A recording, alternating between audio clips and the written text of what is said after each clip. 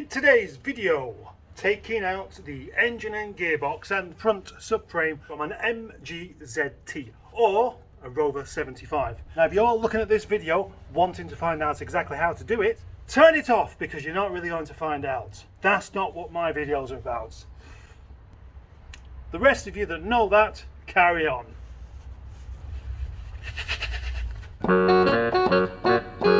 Well, it is definitely time for some Project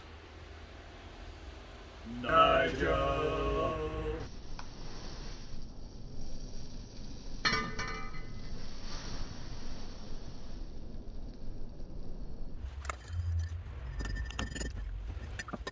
Ooh, cup of tea.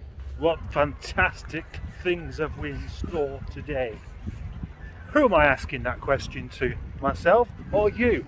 Because it's not you asking me that, is it? John. Presentation. Time to go, I think.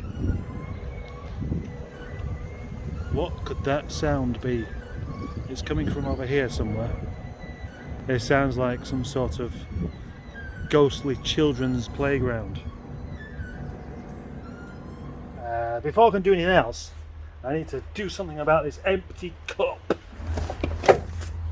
Nope.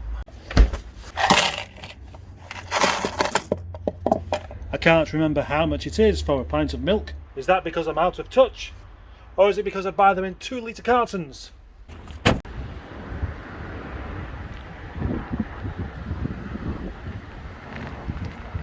I wonder whether there'll be any more interesting graffiti in the subway.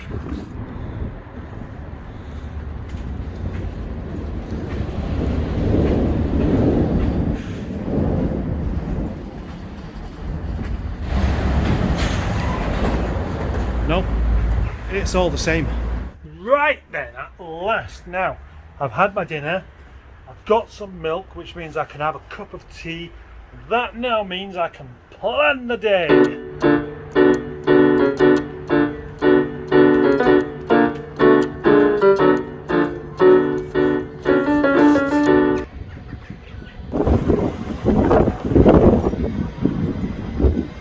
Yep.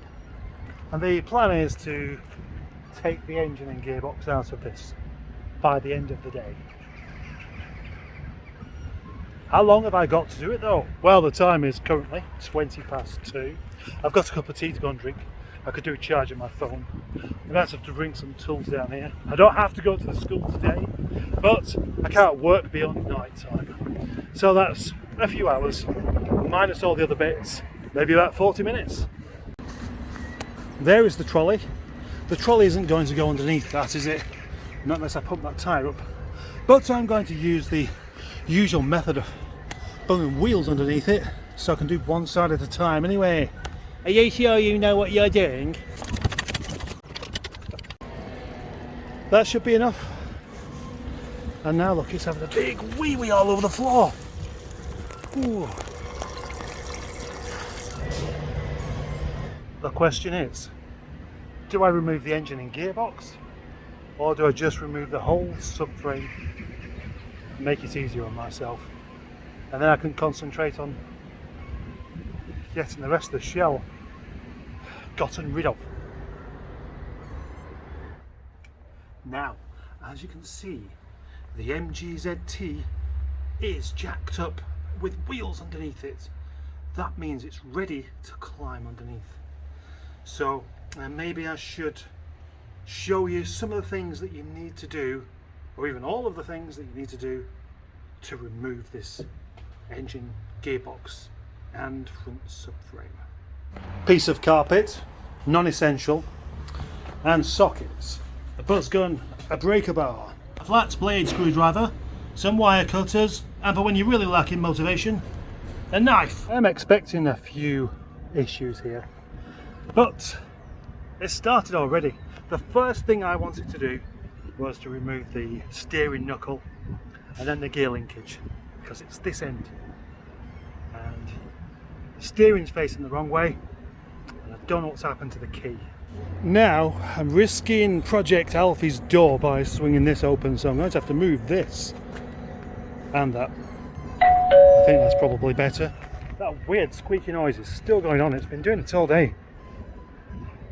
An hour later and the first bolt is out. Yep, there it is for the steering column. Not the easiest to get to. I'll have to take out the seat and move a car to do it.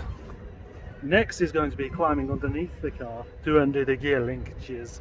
It'll be easier if I take this wheel off first, I reckon. What's missing from here, Mr. 17mm? That's exactly why I don't really worry about carrying everything in one go, because there's always something to miss. And the 17mm socket to get the wheel off, it's a fairly obvious one, but I like to miss the obvious.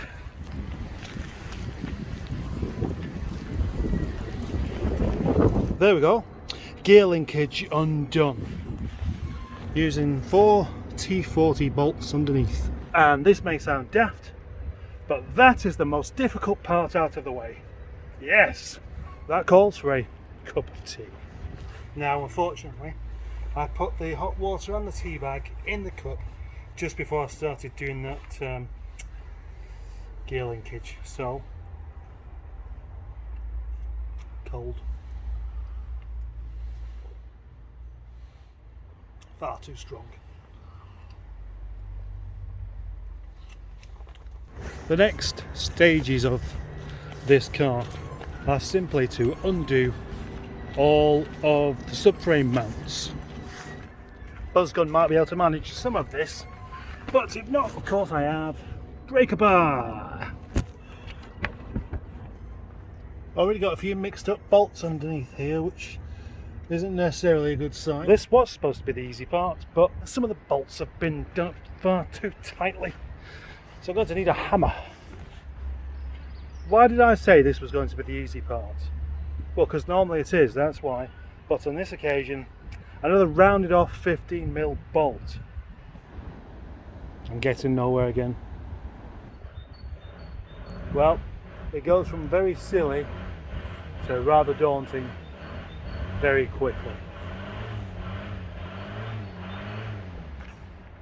Yeah. One rounded, the next one won't even come off with a 1600 Newton meter gun. So I reckon change of plan after all. I think I can safely put today down as another failure. But what isn't a failure is this curry that I made. Hot chili curry thing, a very basic kind of sauce, and a chickpea curry and just a bit of rice that was left over.